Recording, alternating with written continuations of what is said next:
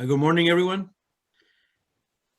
Welcome to the second day of our International Quantum Summit.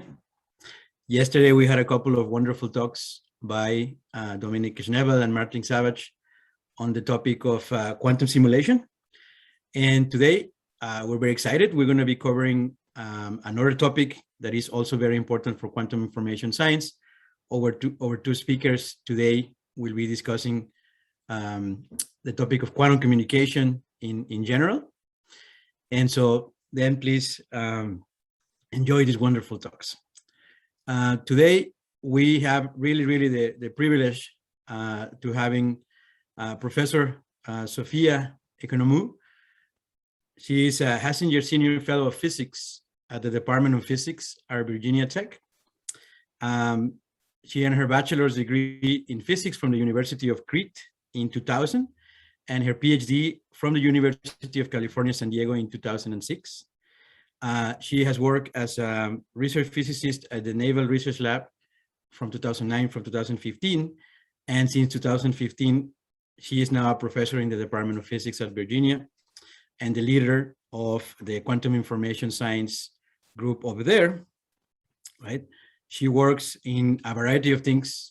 She has a lot of breadth in her research, including quantum information science, condensed matter theory, and quantum optics. And today, she's going to talk about a little bit regarding multi-qubit entanglement generation and distribution for quantum networks and quantum computing.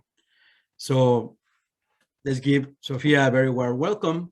And please, Sophia, the floor is yours. Thank you very much. Thank you very much, Eden, for the nice introduction and for inviting me.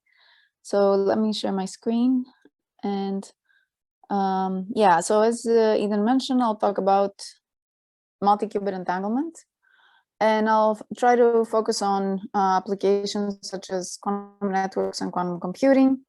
But first, I put quite a bit of background. Since this meeting has a little bit of a summer school feel, I'll try to make it self-contained and not assume too much background. So I'll start basic and I'll kind of get into more complicated topics as we go on. And this is my outline. So I'll start with talking about entanglement and measurement in quantum information processing. That will lead us to graph states, which are important for measurement-based quantum computing and measurement-based quantum repeaters. And if I have time near the end, I'll talk about generation of photonic entangled graph states. And if you see words here that don't make sense, hopefully everything I will define and explain. All right, so starting with entanglement, and let's start with the simplest form of entanglement, which is a 2-qubit entanglement, and specifically Bell states, which are also called DPR pairs sometimes. So these are maximally entangled 2-qubit states. And of course, when we say entangled, we mean that they have the 2 qubits have quantum correlations, which cannot be represented classically.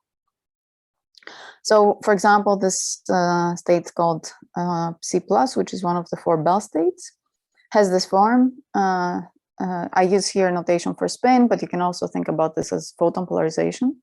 So you have here up, down, plus down, up. And you cannot rewrite the state, no matter which basis you pick, you cannot write it as a product state between the 2 qubits. And these non-classical correlations are manifested when you make a measurement in 1 qubit, which determines immediately the measurement outcome of the other qubit. And it doesn't matter which basis you measure in, these correlations persist. So long as the basis is common between the 2 qubits. And these correlations are a very important resource in quantum information processing, including computing and communication. So before I define formally what this schematic here means, let's just think about this schematic in the bottom here as a 2-qubit entangled state, where there's 1 qubit that we call blue and 1 green. All this means is there are 2 distinct qubits, and there's entanglement between them. So this schematic here represents a maximally entangled state, and it could be any of the 4 Bell states or anything that's unitary equivalent to Bell state. And in a moment, I will define this more formally. Okay, so an important concept in quantum networks, as well as quantum computing, is the idea of entanglement swapping. And what this means is that if I start off with two bell pairs, so I have this 2-qubit entangled state and another copy made out of 2 other qubits, and you can imagine that the orange and the green qubits are spatially separated among them, very far away. Then if I bring the purple and the blue qubits together in the same location, what I can do is a bell measurement. And I'll define this formally in a moment, but what I mean by this is that I can measure these 2 qubits in the bell basis. So I can make a measurement that tells me, is it C plus or minus, or is it V plus or minus?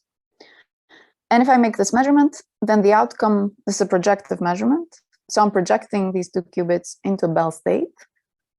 And the remaining 2 qubits are left entangled, even though they never, they never came close to each other in the same location. So this concept of entanglement swapping is very important because we can split the distance between particles and use this concept of entanglement swapping to extend entanglement and distribute it, which of course is important in networks, as we're going to see in a moment.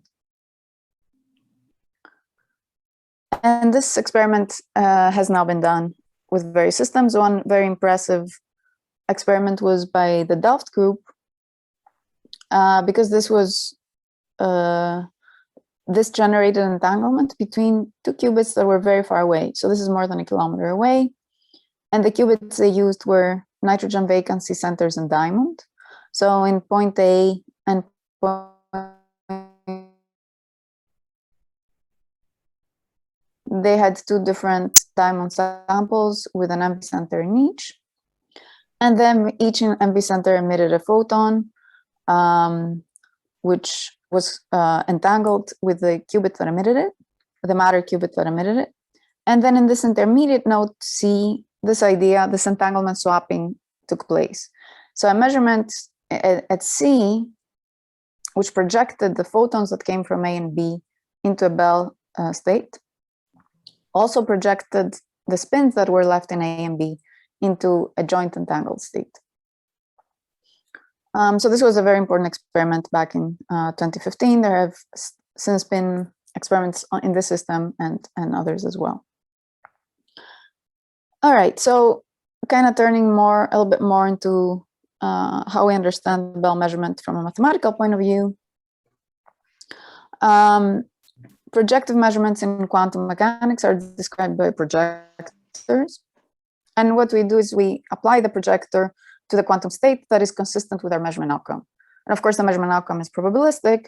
So after we make the measurement, we know which projector we need to apply. So for example, if we have 2 qubits and we measure them in the computational basis, then we need to apply whichever projector is consistent with the measurement outcome. So for example, if we measure 2 qubits and we find that the first qubit is in state 0 and the second in state 1, then we apply the second projector here. And we just need to go back and normalize the state since this is a non-unitary operation. Now, if we make a measurement in the bell basis, we need to go and look at how the bell basis is defined. These are the 4 bell states. And we can, of course, write down projectors, which consist of each of the bell states, similarly to these. And the other element we need is to see how do we transform the separable basis, this computational basis states, into the bell states. And this is a simple circuit. It's a very well-known circuit. So what we do is we do a Hadamard on 1 qubit and a C0 between the 2 qubits. So now that we have this transformation, so we can map 0, 0, 0, 1, 1, 0, 1, 1 to each of the 4 bell states. So this is a 1-to-1 mapping. We can also go backwards. If we apply the C0 first and Hadamard next, we can go from the bell states to the product states, which means that we can write down projectors in the bell basis just by using the circuit. So what this tells us, if we look at these expressions over here, is that if I do a C0 operation between the 2 qubits, followed by a Hadamard on 1 qubit, followed by a projective measurement in the separable basis or in the computational basis, that is equivalent to having measured in the belt basis. So not surprisingly, in order to measure in the belt basis, we need an entangling gate between the two qubits. So of course, to make this bell measurement, we need the two qubits to come together. It was kind of schematically in what I showed you in the previous slide. The concept of teleportation also involves bell measurement. So in teleportation, what happens is we have some arbitrary state of a single qubit that we would like to teleport, denoted here by psi. And we also have, as a resource, a bell pair. So the orange and the purple qubit are entangled in a bell state, and it doesn't really matter which one. Now, the red qubit state psi is in the same spatial location as the orange qubit of the bell pair. The purple one is very far away. So what we can do is we can do a bell measurement between these two. And of course, when we do that, we now collapse these two qubits that are shown in this shaded green box into a bell state.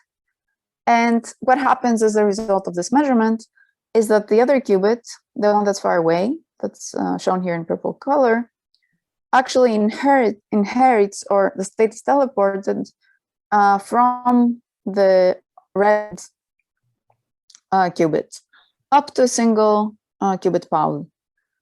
So this is, of course, the concept of quantum teleportation. And you see here that you don't need to know what state psi is. So the person doing the experiment here doesn't have knowledge of what psi is. And the recipient might also doesn't have knowledge of the state psi. So the state is moved to the purple qubit over here. And because measurement in quantum mechanics is probabilistic, it gives you a probabilistic outcome. There's this Pauli so-called byproduct operator. So this probabilistic element manifests itself into the fact that instead of getting exactly state psi, which would be impossible because it would violate special relativity, you get something almost that's psi up to some single qubit gate. And the important thing is that you can undo the single qubit gate very easily if you classically communicate with the person who made this measurement over here. Again, nobody needs to know what psi is. You're gonna faithfully get psi once you apply the appropriate single Pauli operator. Okay, so going back to entanglement swapping, which again has very similar concepts to teleportation.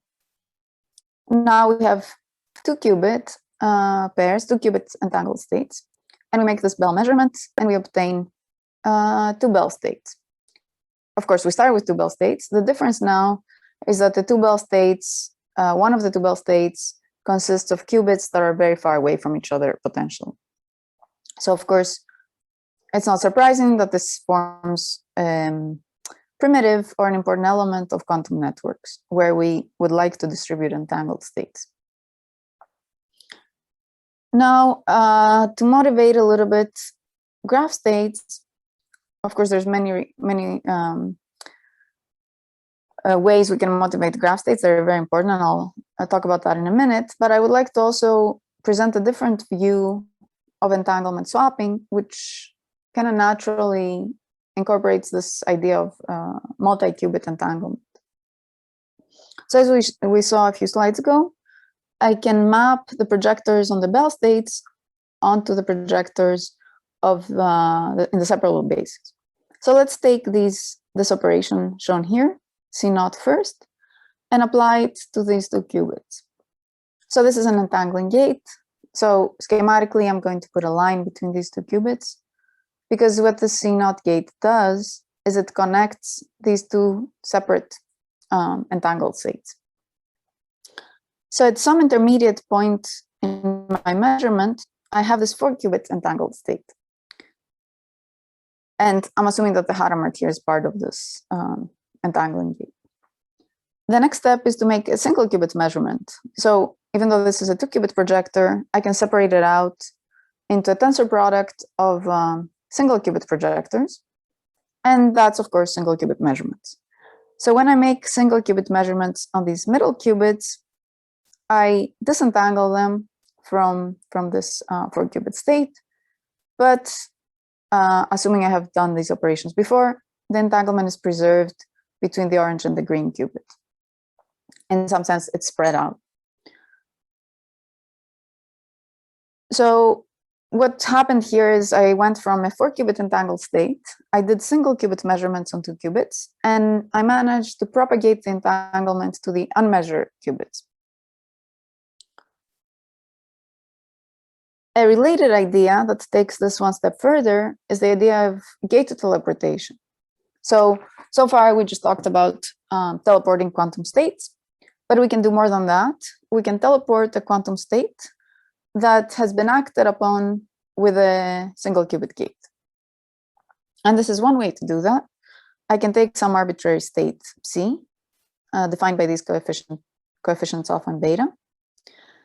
And I can take a qubit in state plus, which is just the equal superposition of 0 and 1. Or if you like to think in the Bloch sphere, it's the state along the x-axis. And then I will perform a CZ gate between them. So a CZ gate leaves 3 of the basis states invariable alone. It doesn't do anything to them. And it gives a minus sign in front of the 1-1 state. And if I transform everything back to the basis where this one is 0 and this one is in plus, it's not hard to work out things and show that the joint state of the 2 qubits will be this. And this is, of course, a state that has entanglement, assuming alpha and beta are not either 0 or 1. And of course, in the limiting case where they're equal, this would be equivalent to Bell state. But it's more general because now I have an arbitrary state, alpha beta in Psi. Okay, so now I've done this CZ and I obtained the state. And the next thing I want to do is I want to make a measurement on the first qubit in a basis that has this phi dependence. So instead of measuring in a fixed basis, I will vary my basis according to this phi. And of course, the states, the 2 states defined by this expression over here are states in the xy plane of the Bloch sphere. And phi measures how far away am I from the x-axis. If I do that, the second qubit collapses to this state. And you see what happened here is that I have a qubit that kind of looks like my original Psi. There's a change of basis, but it also has a gate on it.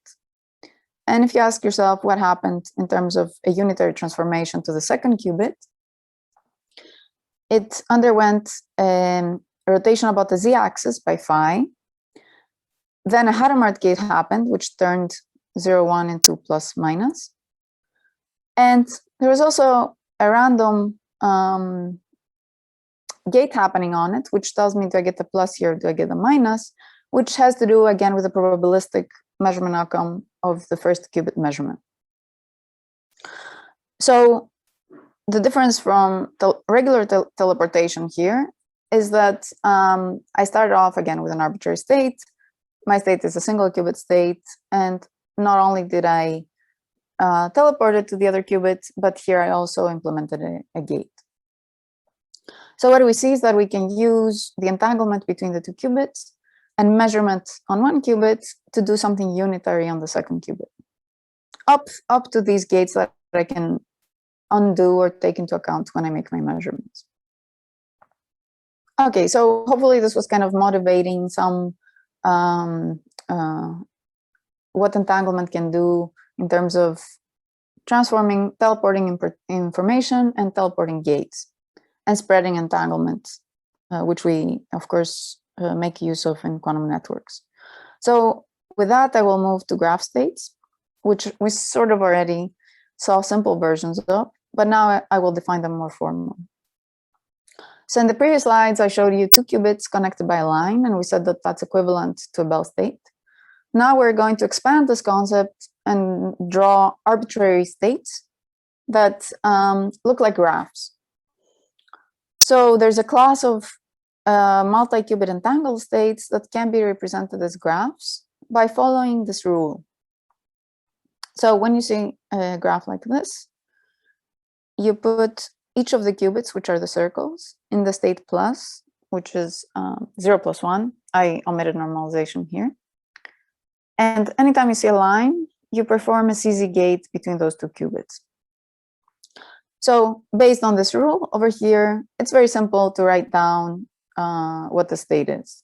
You just start with a product state of all qubits in state plus, and for qubits that are connected with a line, you just apply this unitary operator. Of course, this would be a very messy thing to write down. It would look pretty nasty pretty quickly, but you know how to do it based on this definition. And why do we care about these states? So we care about them for many reasons, but one important reason is because if I create a state that has a form of a two-dimensional lattice like this, so it's a square lattice, and this state you can think of creating it this way. And here I should say that these connections don't have to represent the spatial location of the qubits. This represents entanglement. So the qubits can be located anywhere in principle. What the schematic here shows is which qubits, which two qubits were underwent a two-qubit entangling gate of the form of CZ. So there was this seminal paper in the very early 2000s where Rassendorf and Briegel showed that if you have such a state, you can perform universal quantum computing just by single qubit measurements and classical feed forward. And it's not too surprising that you need the classical feed forward, because as we saw in the previous slides, you always have this random Pauli gate coming up, naturally turning up, because the measurement on the single qubits are probabilistic. So the idea is that you can map any quantum algorithm onto a series of measurements on a state like this. And of course, this is a very small state. In reality, it would have to be very large to be able to carry quantum algorithms. Now, the definition I showed you in the previous page was kind of a constructive definition, but there's a more elegant way to define graph states and a more useful mathematically way. So this definition tells us that if I have an n-qubit graph state, this is the simultaneous eigenstate with eigenvalue 1 of the following n-commuting operators. So these operators are called stabilizers, and they're just Pauli's. So Z is the same as Pauli sigma Z, X is the same as Pauli sigma X, and B represents some vertex. A represents some vertex here. So let's think of, for example, this middle qubit over here. So the stabilizer associated with this qubit over here, I would have an X on this qubit, and then for each of its neighbors that are labeled here by B, so this would be this one, this one, this one. So it has 3 neighbors. I would have a Z operator. So I have this tensor product of operators, X on each vertex and Z's on all the neighbors. And if I apply this operator on the graph, I would get back the graph with eigenvalue 1. So the stabilizer formalism is very, very useful because it allows us to calculate what happens on states by transforming the operators instead of keeping track of the state.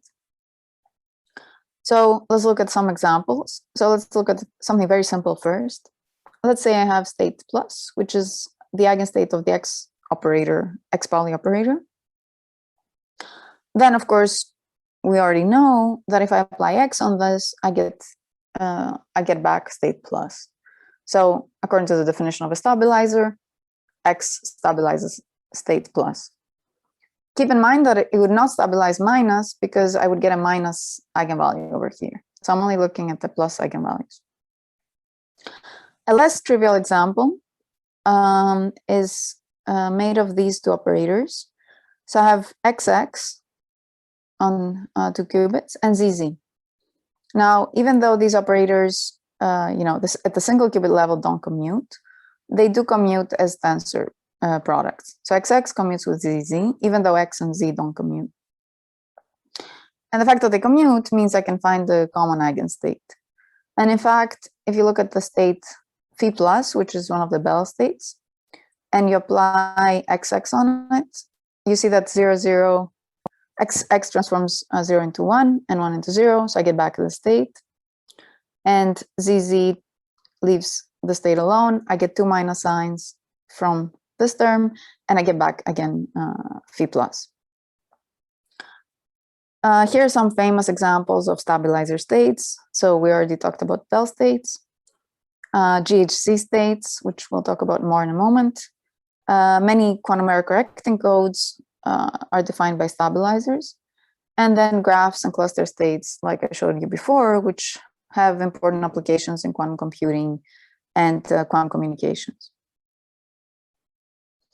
So the GHZ state is also sometimes called the Schrödinger cat state, and it's very well known from various fields of physics, and has this form. So it's, in some sense, it's a very extreme state because it's a superposition of 2 classically very different states, because all the qubits here are 0 and all the qubits here are 1.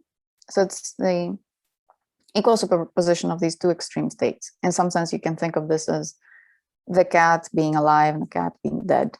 That's why we sometimes call this a Schrödinger cat state. So this is a 7-qubit example of that. Of course, you can write it down for any number of qubits. And this state has a graph representation once I do some unitary, single qubit unitary gates to this. So when we define graph states, we define them up to single qubit gates. Up to single qubit gates, the state looks like a star. And you see that I would need single qubit gates because here there's a special qubit in the middle, whereas this qubit over here, I'm sorry, the state over here is very symmetric among the different qubits. And GHZ states are very important, among other things, in the field of quantum sensing, especially with photons. Okay, so let's look now at stabilizers for graph states. So I'm going to follow this constructive definition of a graph, where, as we said, we put all qubits in state plus, and we just define this to be some state C0, which is our, let's say, our original state, assuming the state was created in this constructive way. So it's not hard to see that the stabilizers describing the state are just doing a separate X on each qubit and identities on all the rest, as shown here, because I just get a 1 eigenvalue out of the one I apply this operator to, and of course there's symmetry, and I get the same thing from the others.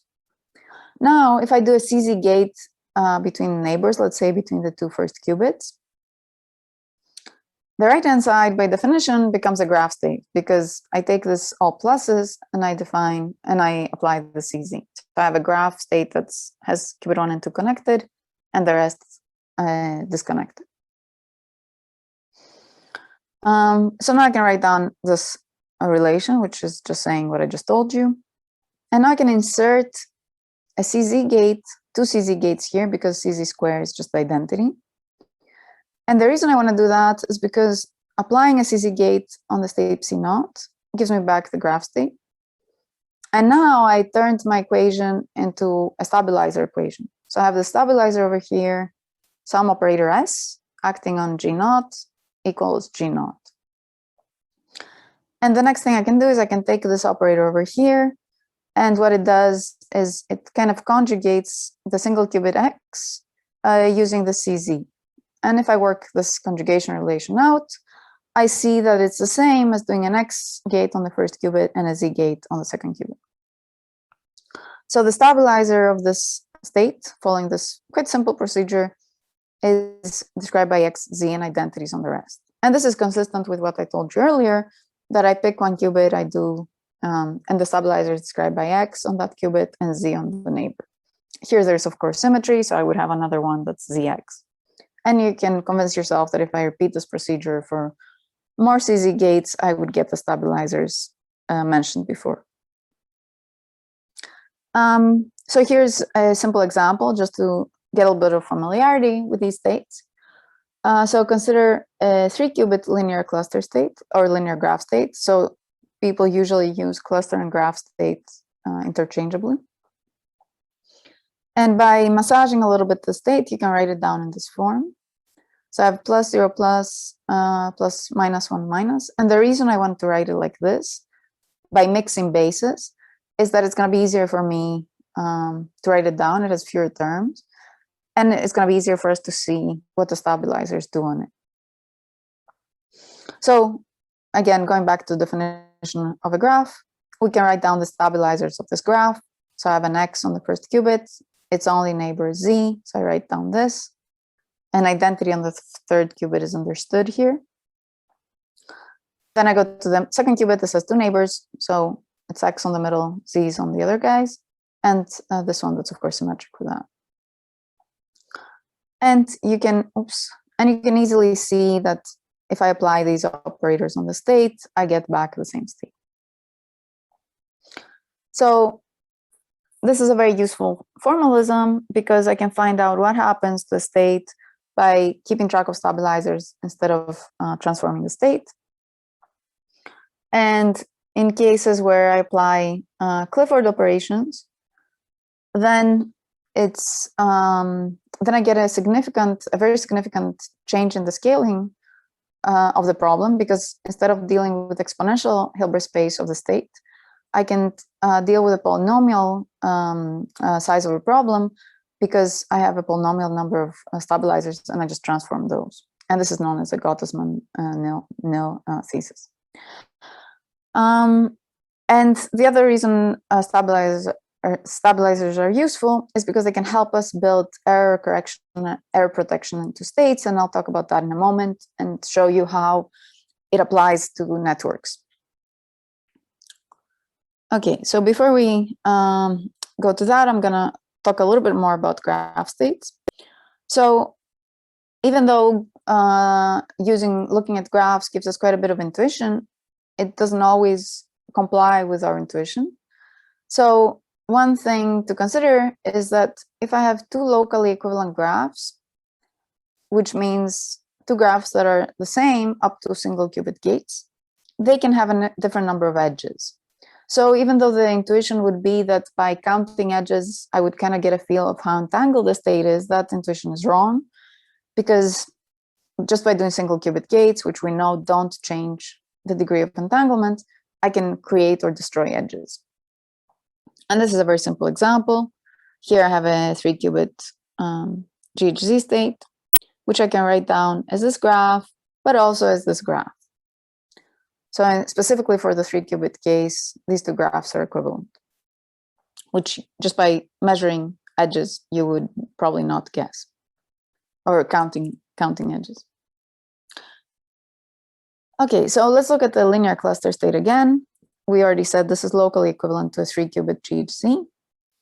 There's 2 classes of 3-qubit entangled states, the GHZ-like state and the W state.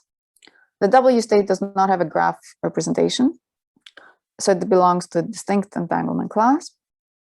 But kind of an interesting observation is that for both these states, there exists a single qubit measurement, so a choice of bases, which can lead to destroying all the entanglement. And you can see here that if I measure first qubit in the plus minus bases, then I destroy the entanglement in the rest. Whereas if I measure in Z, I would not. Now, I can also write down a linear graph state or cluster state for a larger number of qubits. And in this example, I have 4 qubits. And I have put the state in a nice representation, so I only have 4 terms. This now is inequivalent to 4-qubit GHZ, which would be a star. And even though, again, in a GHZ state, there would exist a measurement basis which destroys all entanglement. So if I measure in 0 or 1, for the GHZ, I'm collapsing the whole state into a separable state. For the linear cluster state I show you here, there's no single qubit measurement that can destroy all of the entanglement.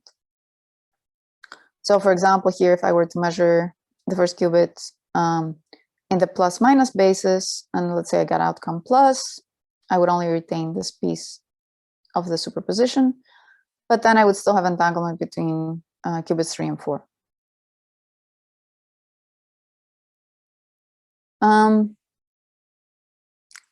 Pauli measurements on qubits are special, and we'll talk about that more. But let's look at some examples. So if I measure qubit 4 in the Z basis and I have outcome 0, then I have the third and the first part to retain. The remaining qubits are in a 3-qubit cluster state. And if I have outcome 1, I'm equivalent to a 3-qubit cluster state up to a Z gate. If I were to measure qubit 1 in X, shown here, then I would separate qubit 2 out as well, because plus is always correlated with 0 on qubit 2. But qubits 3 and 4 would remain in a 2-qubit cluster state.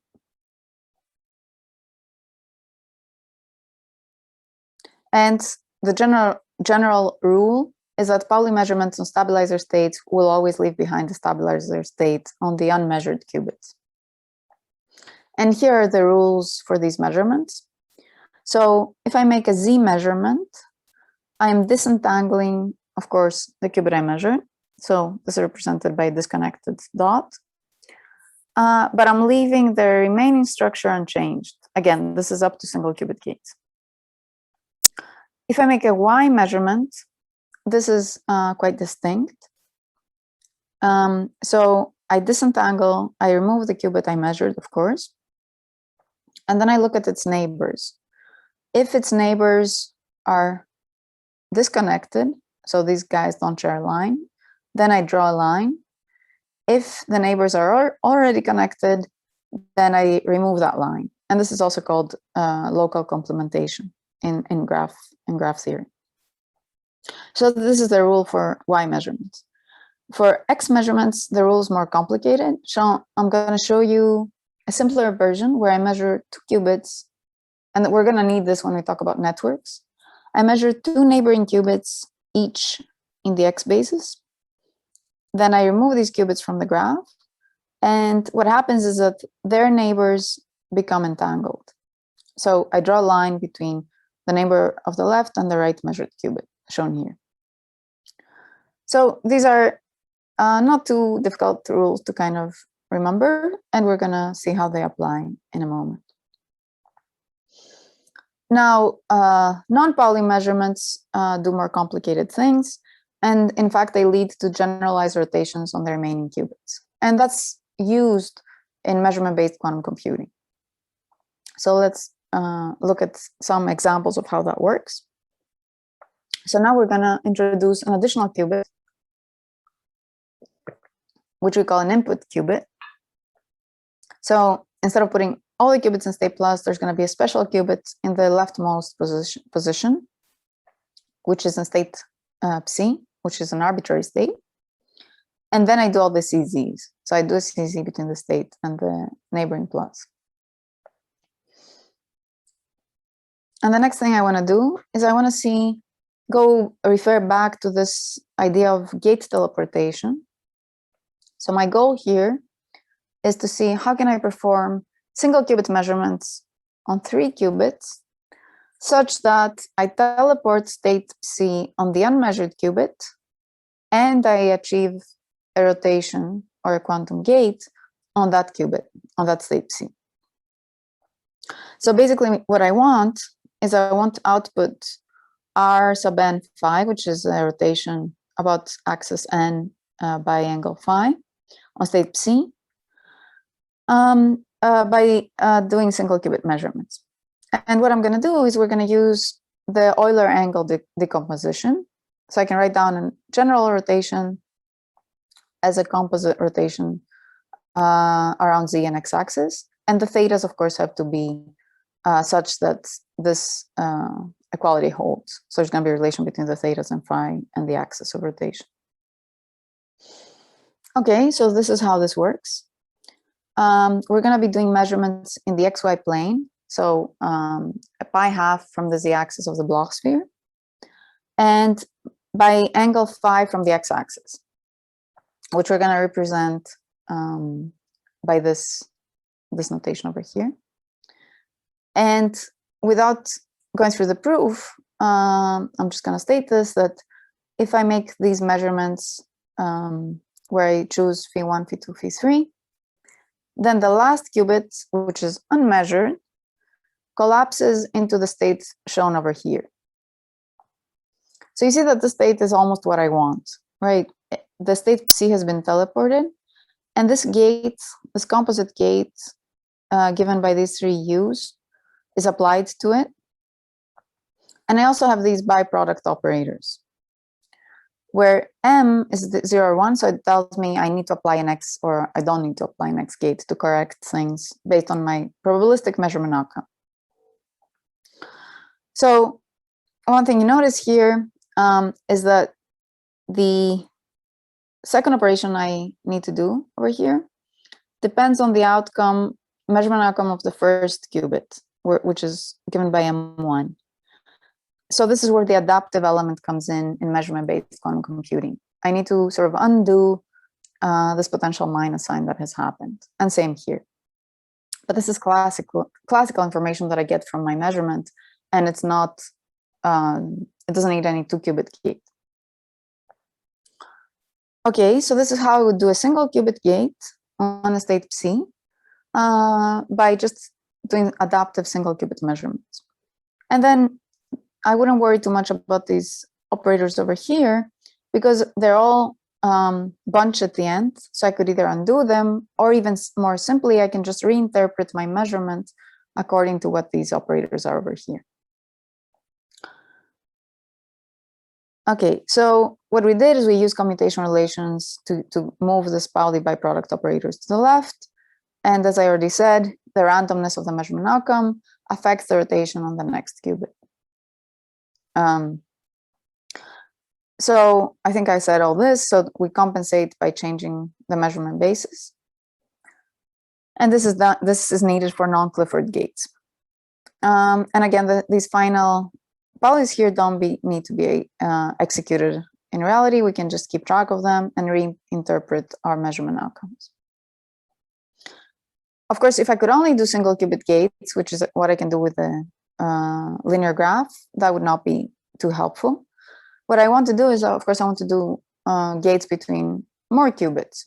So this is how you would do a C0 gate. So you'd have a graph given the usual way with the green qubits. And then I have my input qubits, which are these blue qubits. And these can be in an arbitrary state, the blue ones. So you can think of the green qubits as my kind of resource state. And you can think of the blue ones as my input state. And then the red ones are going to be the ones where the state is output in the end, along with a C0 gate acted upon it, and Pauli byproducts. But the important thing here is that all the entangling gates have happened up front. So I have done my CZs, I have created this structure shown here, and then I can do a C0 gate just by doing single qubit measurement on qubits. So I can implement a unitary 2-qubit operation using this resource state and single qubit measurements. And this is kind of at the essence of measurement-based quantum computing. And then by combining single and 2-qubit gates, you can get more complicated things and process quantum information just like you would do in a circuit model of quantum computing. So let's contrast these two models. In a circuit model, you would start with a separable state of qubits, and then you do single and 2-qubit gates during the computation. So your algorithm would determine which gates you do over here. And then in the end, you would make a single qubit measurement on each of your qubits. In the cluster model, you create all the entanglement up front. So you create your graph state like this. And then you perform your algorithm by doing single qubit measurements and this feeding forward that we talked about. And as you do this, you actually destroy the entanglement you've created. And you can think about this as a snapshot in time where you're disentangling qubits. So the remaining qubits that survive and are still in the entangled state, you can think about them as what happens in time in the model. So in some sense, it's like mapping kind of time and space to each other. Okay, so what's nice about this approach is that you don't need to generate the whole state at once. So you can start generating the cluster state or the graph state, start making your measurements, and then as your measurements happen, you need to have some separation from where you're creating your new qubits. But so long as you have the separation, then you can do this dynamically. What's nice about this is that it allows for gates that are probabilistic, which is the case with photons. So if my entanglement generation procedure did not work out, my CZ gate, if my CZ gate is probabilistic, then I can throw out these qubits and try again until I know I succeed in creating this graph state, and then just use the state that worked. And of course, I need to worry about things like the measurement needs to be fast compared to the coherence time, because I'm doing this feeding forward. And the electronics also needs to be fast because I have to update my measurement basis. So the most prevalent system where measurement-based quantum computing is explored is photons. And the reason for that is that 2-qubit gates between photons are probabilistic. So having the ability to create the entanglement up front helps a lot. And single qubit measurements are fast and feed forward is doable. People have also talked about using cold atomic lattices where you have kind of a natural CZ interaction between neighboring qubits. And these are some references with experimental progress of creating such states. Specifically, this is about photons, and there's a boson sampling experiment related to this. Okay, so some of the challenges of what I talked about is that 2-qubit gates are probabilistic. So even though you save yourself from having to do probabilistic gates during a circuit model, you still have to create this graph state. And then photons are kind of unique in that their dominant error is photon loss, unlike matter qubits, which usually suffer from decoherence. And these are generic challenges that affect both quantum computing based on photons and quantum communications and networks. So I'm not going to go through all the details of photonic Bell measurement, but you can kind of work through this optical linear optic setup where you pass photons through beam splitters and polarizing beam splitters, which map the Bell states into photons being in one of these 4 detectors. So you can show that states psi plus and psi minus map onto unique states that can be detected. So if I have a photon in this detector over here and a photon in this detector over here, then I know my state is psi plus. If I have a photon in H1 and V2, then I know my state is psi minus. So I can distinguish these two, but I cannot distinguish phi plus and phi minus because both manifest themselves as photons, 2 photons being bunching together in one of the 4 detectors. So there's this fundamental limit of 50% success probability of Bell state measurement with photons. But I should say that there exist more elaborate schemes where we can boost the success probability. But I'll be more, for now, let's just consider this simple, relatively simple setup. Okay, another problem is photon loss. So to combat photon loss, what you can do is you can do kind of what you do to combat errors in general in quantum information processing, which is use some quantum error correcting code. So here we're building loss tolerance by creating complicated graphs in the shape of trees shown over here. And I'll show you in a moment, try to motivate why this works. And we define these trees with their branching ratio. So how many lines come out of a qubit and their depth. How deep does this go? And it was shown in this paper that if I create a state like this, where again, this represents a single photon, then I can get loss tolerance for 50% loss, which is very high number. And to kind of see why this works, let's assume I wanted to measure this qubit over here in the Z basis. But now let's assume that I lost this qubit, so I cannot measure it. What you can do is you can go to this set of qubits shown in purple, in the dashed purple region. And I can remember that the stabilizer that describes, one of the stabilizers that describes the state has an X on the qubit indicated here and Z's on all its neighbors. So I have 1 X and 3 Z's. So now if I go and I measure these 3 qubits, I measure this one in the Z basis, this one in Z, and this one in X, and I get all 3, the product of the outcomes to be 1, then I know that this qubit that was lost should also give me 1 if I measured it in Z, because the stabilizer needs to be 1. If I get -1, then I can deduce that this is -1 as well. And by having the redundancy here, I can also correct to some extent for other types of errors happening to this qubit before it's being lost. So I can kind of compare outcomes from this, and if I have more branches. So this hopefully kind of gives you a feel of why it helps to encode like this, and that I can indeed do indirect measurements. So I can also correct other errors. So there's a fault-tolerant quantum computing proposal by Rausendorf and collaborators, where they show that the 3-dimensional cluster state can mimic topological type codes.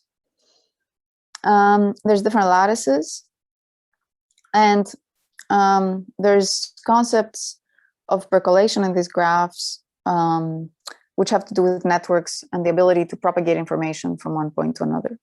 Another interesting thing to note here is the recent proposal by PsiQuantum, which is similar to measurement-based quantum computing, but instead of creating all the entanglement up front, they're kind of balancing out the creation of the entanglement and the measurements, and they're also doing Bell state measurements during the computation. So it's you can think about it as a modification to measurement-based quantum computing.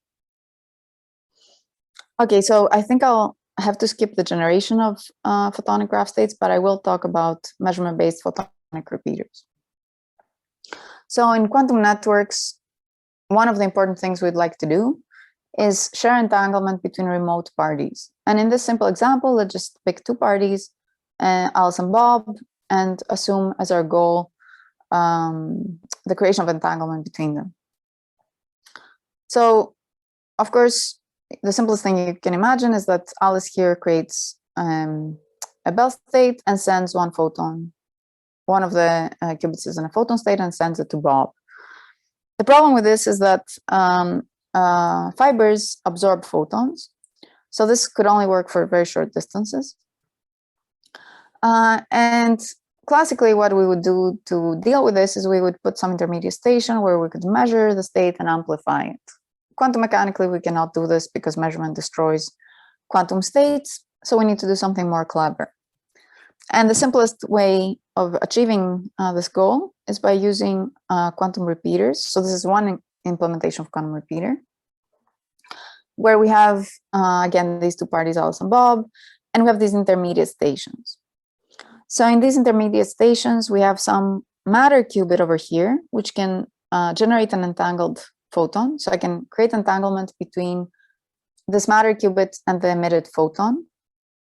And I do the same over here. And we have these red stations which collect a photon from each neighboring node and make a Bell measurement. And by doing that, of course, I'm collapsing the photons into the Bell basis, and I'm creating a Bell state between the 2 memories shown over here.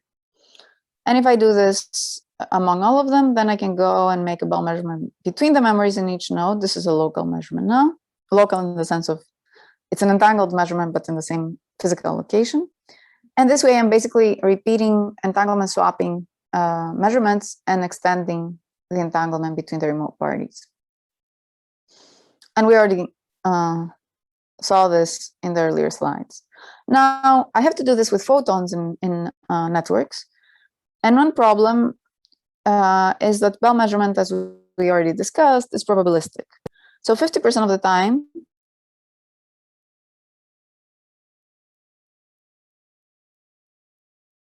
the two measured qubits, I think I messed up the colors here. So this should be red over here. And this should be the blue. I apologize for that. But 50% of the time, I mess things up and I disentangle these over here. So there's multiple proposals for how to overcome this. You can do something called multiplexing. You can repeat this multiple times until the Bell measurement succeeds. You can encode photons in error-correct encodes. And one approach I'll show along these lines is the following. So this is an all-photonic quantum repeater model. So unlike what I showed you in 2 slides ago, there's no quantum memories here. So the idea is that I want to generate a photonic state that has a graph form shown over here. That's why we call this all photonic. All the green dots are photons. And then we're going to send half the photons one way and half the other.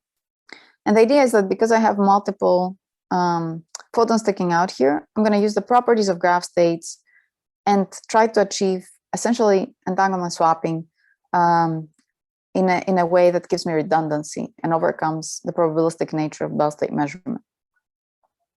So let me walk you through the slide to explain how this works. So in the blue nodes shown here and here, I generate somehow, which we won't worry about quite yet, I generate these quite complex looking photonic graph states. So in this case, I have a 12 photon graph. And then half the photons are sent in a neighboring node and half are sent in another. So no qubits remain in the generating region, the blue over here. Unlike the case with memory qubits where I had them sitting over here. Now in this measurement node, I receive photons from 2 different preparation points, right, the 2 blue regions. And I have this redundancy built in, so I can start performing Bell state measurements between different pairs of photons, all coming from the same graph. And because I have many of these, statistically, at least one of them will succeed. So let's assume this one succeeds and these fail. What I would like to do is I want to get rid of the photons that are in the way because I want to extend the entanglement out all the way to Alice and Bob. So now we can make use of the measurement rules we saw for graphs. So what we can do is we can go and measure all these qubits that are not in this path along the z-axis. And if you remember what that does is it disentangles those and it preserves the structure of the remaining graph. So that's nice, I get this. And the next thing I do is I make X measurements on these qubits that are along the way. And that way, I just extend the entanglement to their neighbors. So this is very nice because by using in a smart way the properties of graphs and the measurement outcomes on graphs, I can achieve something that is difficult to get otherwise. Now, one thing to note here is that I have assumed that all the photons that are here have not been lost. Otherwise, I cannot measure them in the basis I want to measure them in. So what we need to do is we want to further go and logically encode the state so that I combat photon loss of these qubits. And here's where, again, this tree structure comes in, this photon loss code comes in. And this was developed for measurement-based quantum computing originally, but it's very useful in communications as well. And if I do that, then I can, in principle, create these states that really look like this because now I have redundantly encoded my inner qubits. And I can get kind of this advantage over just sending Bell pairs. So let me just quickly check. I think I could maybe just take 5 minutes. Just the highlights of the next part.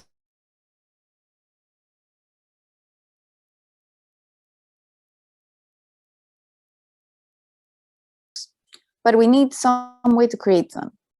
And you kind of might already guess that this is hard to create because I need entangling gates to create them. So for the same reason that Bell state measurements are difficult between photons, for the same reason it's hard to generate entanglement between photons. So this state is not easy to generate. And there's kind of two ways you could generate it.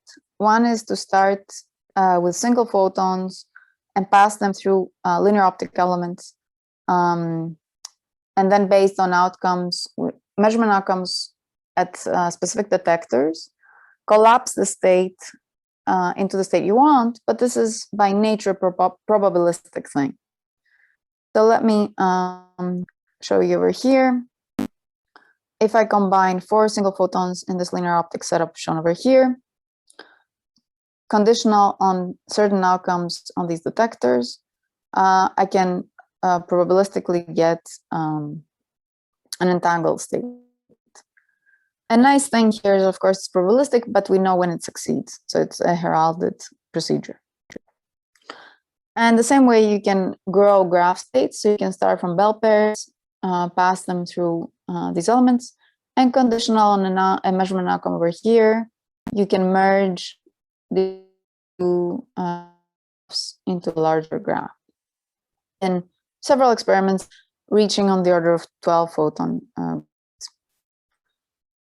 There's other ways you can merge graphs probabilistically, so not just linear graphs, but creating more complex structures. And you can also create 3 photon GHZ states, starting from single qubit states. But the price you always pay is this very low probability. And the more photons you add, the more kind of you affect the probability over here. So one thing we're interested in, and this is kind of just finishing my talk, goes to the interest in my group, is how to generate these resource entangled states of photons in a deterministic way. An early proposal for this was by Sean and collaborators. And basically what they said is if I have a multi-level system in a cavity and I pump it the right way, I can expect photons that come out in entangled states. So this has been taken further by various people, including Rudolph, who is at PsiQuantum, where they posed that by repeatedly pumping a 4-level system shown here, you can generate a linear cluster state. And there has been experiments on this. And in our work, we're interested in taking quantum emitters, considering quantum emitters, and thinking about entangling protocols where I'm allowed to use entangling gates between the emitters, which can be deterministic in principle, and then use the emission process to generate entanglement between photons. And we have an explicit recipe for how to get these photonic graph states, which I'm going to just flash over here. So all you need is an emitter and an ancilla and a CZ gate between them.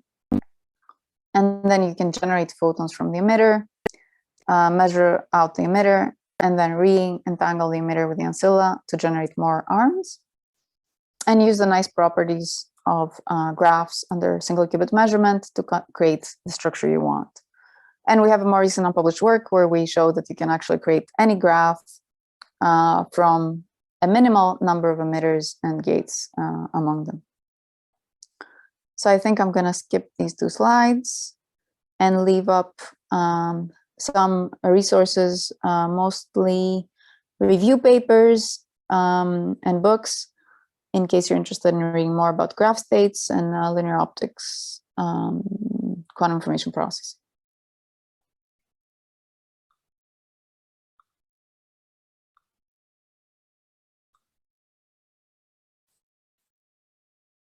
Thank you, Sophia. Thank you so much for this very interesting talk. I think you have touched upon several of the latest subjects on the theory of quantum networking. So now we're going to open the conversation from questions from the audience. As we did it yesterday, you can do it in 2 ways, right? If you're not shy and you want to ask a question yourself, you can always unmute yourself and ask the question directly, or you can type your question in the chat here in the Zoom connection, and then I can read it out to ask a question to Sophia. All right. So then, yeah, please, please start the questions. I guess I'll start. And first of all, thank you so much, Sophia, for this great presentation. I think it was pretty comprehensive in terms of all the things that need to happen. So maybe let me ask you a question here. You know, we have this talk that talks about very general what is the theory to produce the adequate states that we need to then do further processing in the networks. What will be the physical system of your choice to implement, for example, this cluster state? Yeah, that's a very interesting and non-trivial question. So it's a little bit of a trade-off between various things you want. So one thing you want is to have an efficient emission of photons, and you want, of course, ideally all the photons, but as many photons as possible to come out in the mode you want. And you want that to happen fast. So if I look at that criterion, then I would, you know, really like quantum dots, self-assembled quantum dots, because they're very efficient emitters. People have done a lot of work for single photon, you know, using them as single photon emitters. And they've worked out a lot of things like indistinguishability and so on. And they're very, very efficient. Oh, I see. So I turned off my video just because I think someone told me that my audio is cutting off. But I can try one more time. Yeah, let me know if I'm cutting off. Yeah, so quantum dots are very desirable from that point of view. On the other hand, because I'm generating photons that are still entangled with my emitter, and I want to repeat this process and generate as many photons as I can, the emitter has to be coherent during this process. So then I also need to look at the coherence time of my emitter. And their quantum dots are not the ideal system because they have much worse coherence properties compared to, let's say, MV centers or silicon vacancy centers or emitters in silicon carbide, etc. So it's a little bit of a trade-off between these two things. Then an additional concern is that I need to grow kind of more complex graphs. I need to have not just one emitter. I would need an ancilla, or I would need a second emitter. And then I need to also worry about entangling gates between these matter qubit systems. So then from that point of view, defects are nice, but because they give me this nuclear spin bath that people, for example, the Delft group is using for the development of their quantum networks. And they have done very nice experiments, you know, storing entanglement in these qubits. But again, the emission is not as good. Photon emission is not as efficient as in quantum dots. I would say that because we have so many different defect systems, whereas we basically have only one or two types of quantum dots, I would say that defect systems might be the more promising way to go because there's no kind of fundamental limit in how efficiently I can emit in the mode I want. There might be, you know, systems that are bad, like the MV center that only emits 4% into the zero phonon line, but other systems are much more, you know, much more efficient and emit in the mode, in the desirable mode. So I would probably think between these two that defects would win. And then there's interesting question of what about trapped ions in atomic systems, which have slower photon emission rates, but are very, very coherent. So that's another interesting possibility. So maybe to summarize my answer, you know, I'm optimistic about defects. They can also be engineered into nanostructures, but I would say this is not at all clear at this point. Mm-hmm. That's excellent. I guess this is an important lesson there for all you kids out there. There's tremendous possibilities in all physical systems, so there is no need to choose right now. We don't have to choose right now, and there is still plenty of opportunities to keep doing research on this. So now we're gonna, I see some questions from the audience. Please be patient as I read this. And there are some fancy questions here. All right. So I'm gonna start with a question from Kun-san. So I'm just gonna read it and hope the interpretation is okay. So Kun is telling us, Entanglement swapping can be applied in a delayed choice manner. The Bell projector can be applied after the Bell pairs are locally measured. And then he asked, do you have a physical understanding on such delayed choice protocol? And is there applications on the delayed choice entanglement swapping for quantum communication? I'm not sure I have much to offer here. I would have to think about this question. All right. Yeah, so I guess the question basically says, if you apply some form of delayed choice manner, is there any advantage that you get into swapping and so forth? I think that's a very open question. All right, so we'll leave it there, and maybe we can chat about it a little bit. Second question, actually several questions from Bila here. He asked, why do we need a stabilizer?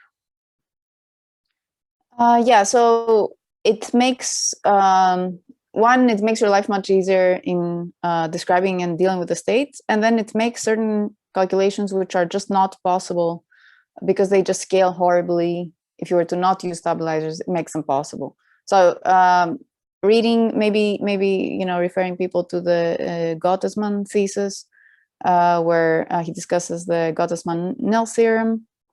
You can see that a seemingly exponential scaling becomes polynomial if you work out with stabilizers.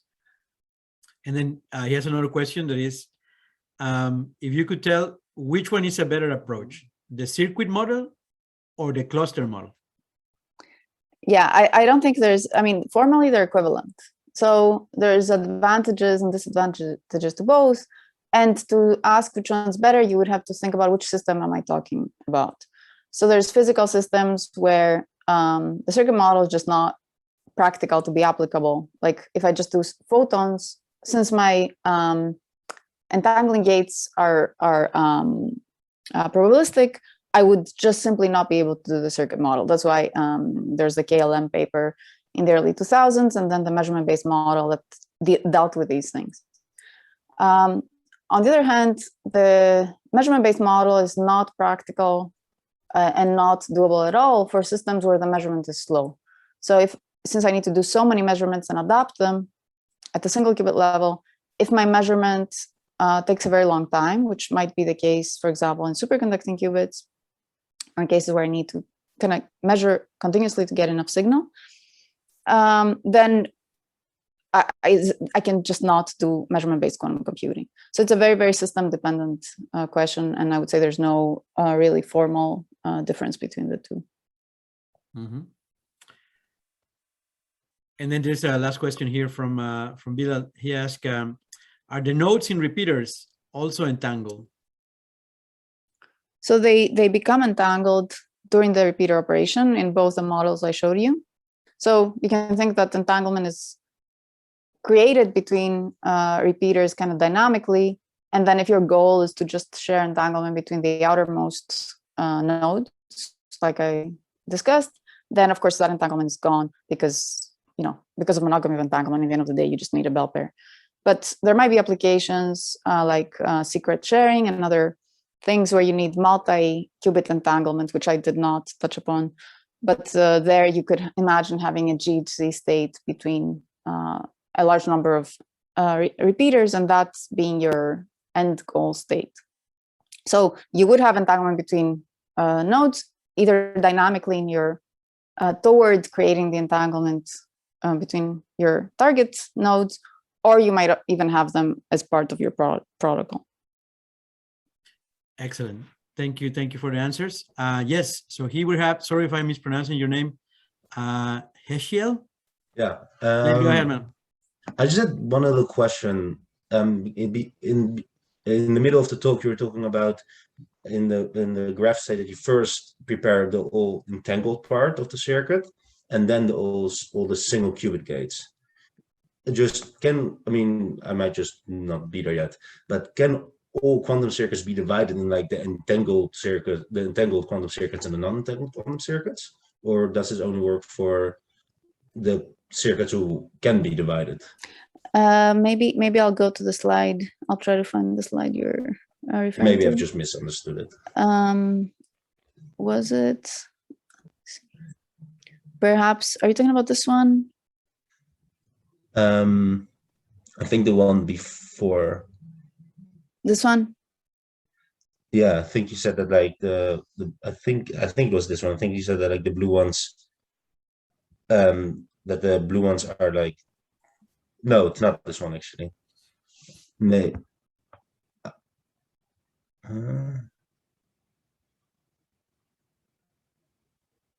Must have been after this. No, I think it was before. Before? Or I might have just misunderstood it, or just, I guess it wasn't. Or no, okay. So I guess I'm not sure exactly where it was at the talk. It's just okay. Thank you. All right. Do we have any more questions from the audience? Right. Remember, you can type your questions in the chat. Let's see. There is one more question from. This is an interesting question that requires an answer. Okay. Again, Bilal. He asks. She, sorry.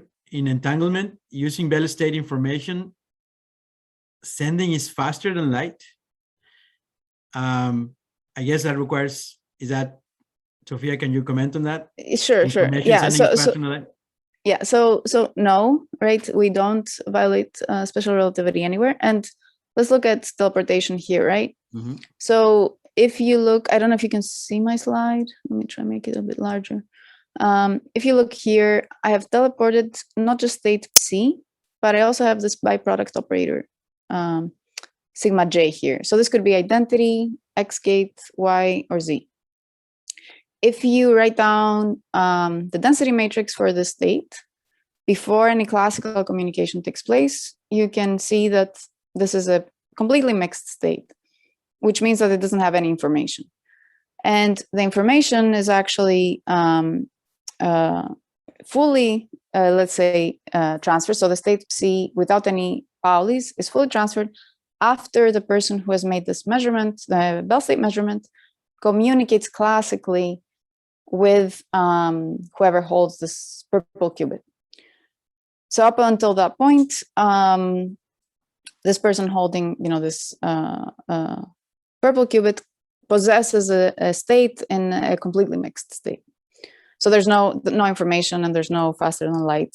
And you can actually also show, this is kind of related, but you can also show that if you had cloning, there's a non-cloning theorem that you cannot copy quantum states reliably, unknown quantum states. If you could, then you could also violate special relativity. So all these concepts in quantum communications and teleportation are very kind of intimately connected and reinforcing, in some sense, special relativity. Excellent. That is a very, very important answer. If you read some of the literature, that appears on the internet, this is why you shouldn't trust Wikipedia. Sometimes people talk about this faster than light. That's of course not, as Sophia has pointed out. Here's a few more interesting questions. Here is a good one.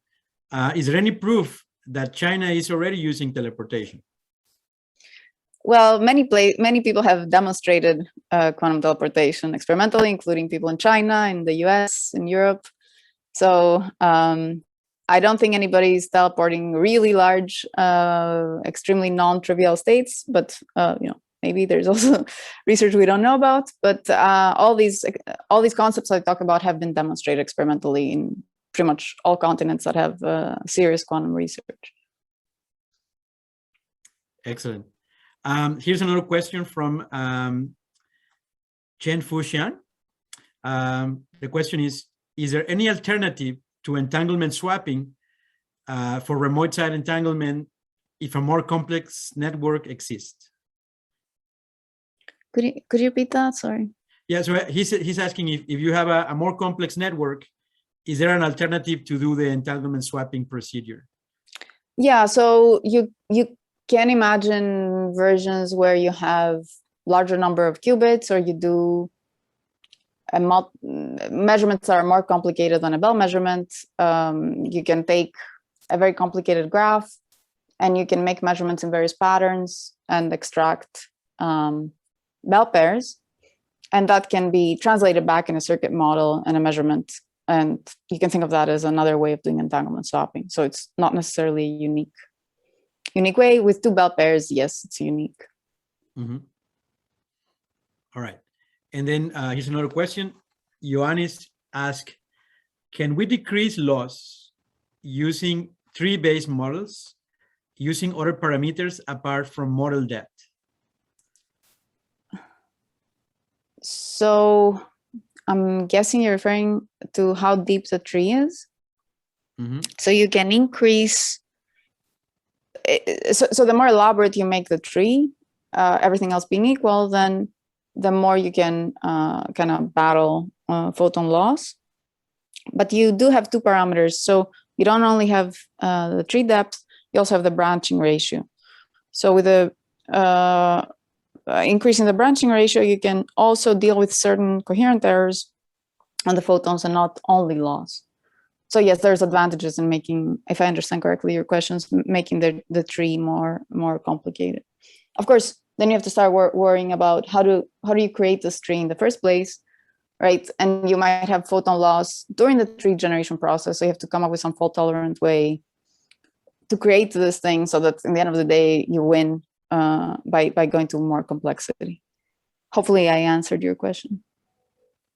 Well, I think that's a very good message, right? Like if one is able to create more complex states, then you can do more things to do the error correction, right? I guess it's always, okay, how do you build the states? Exactly. You were presenting in the later part of your talk. Here's another question. This is from Javier. He asked, does teleportation imply Bell state?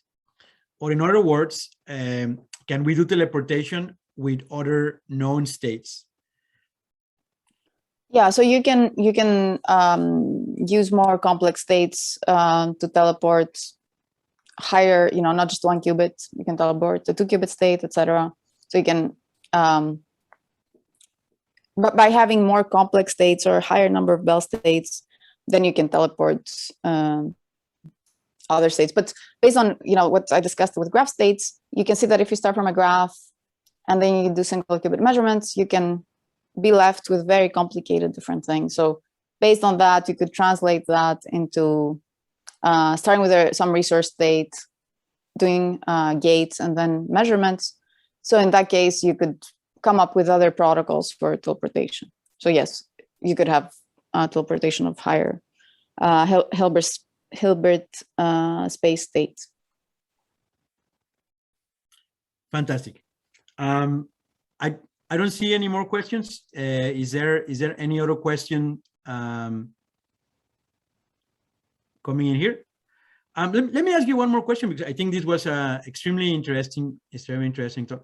Sometimes, and when people discuss these things, there seems to be either you have to do quantum repeaters that use matter nodes and photons, or you have to use sort of memory-less repeaters, right? Sometimes people see these things. I kind of see maybe this different. I see that, for example, all the operations that are required to do these things in this graph infrastructure, because you have to do all these gates, right? Somehow, to me, applying gates in a deterministic manner implies that you have to do that no matter what in a sort of matter node, right? Perhaps, akin to what they do in Delft, where the gates are applied locally between the 2 types of qubits that they have in the solid state system, right? Does that mean that eventually a formal network, even though it's memory-less, still requires matter nodes where you actually do the processing as in the gates?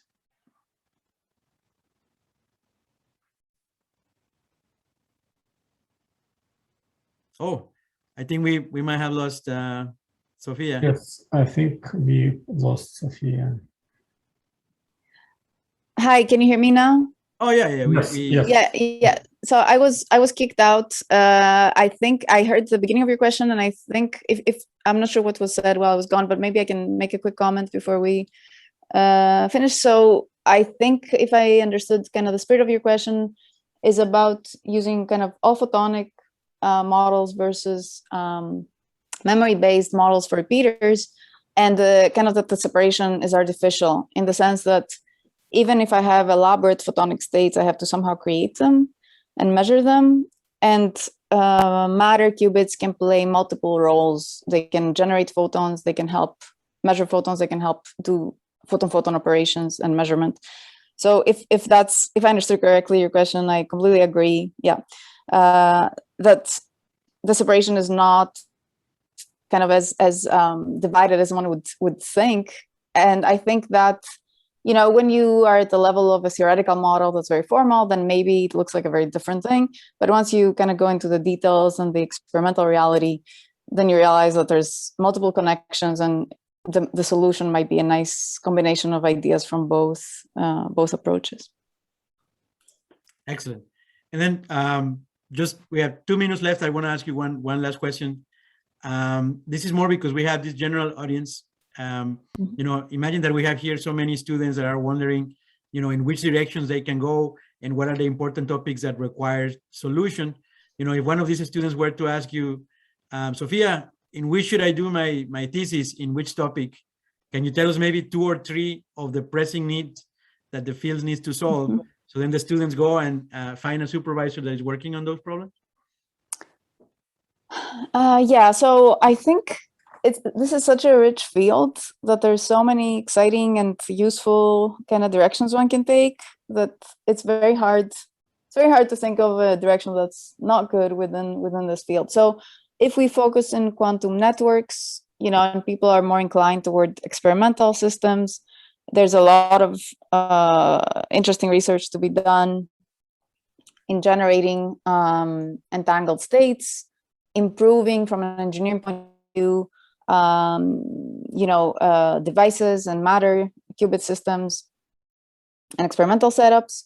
From theory point of view, there's a lot of interesting kind of more formal network science.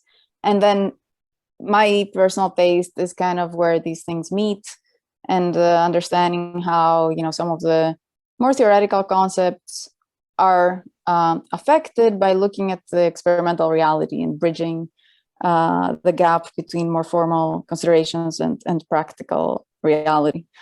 So I don't know if that satisfied you or the students. No, I think that's a great answer, right? There's a lot of stuff to do, and it's a wonderful field to be working on right now. Well, with this, we thank you so kindly for your time. That was a wonderful talk that brought all these very important topics. And well, I mean, I wish we were all in person and we could thank you, and then we could go for lunch now. But well, we thank you very kindly. And you know, the moment we can invite you, we will invite you to come here so you can see the labs and then talk to all the professors and so forth. Thank you very much, Sophia, for your time. Thanks, Eden. Thank you. My pleasure. Thank you, everybody, for being here. Remember, in the afternoon, we have another wonderful talk with Nathalie de Leon. So please tune in and see you all very, very soon.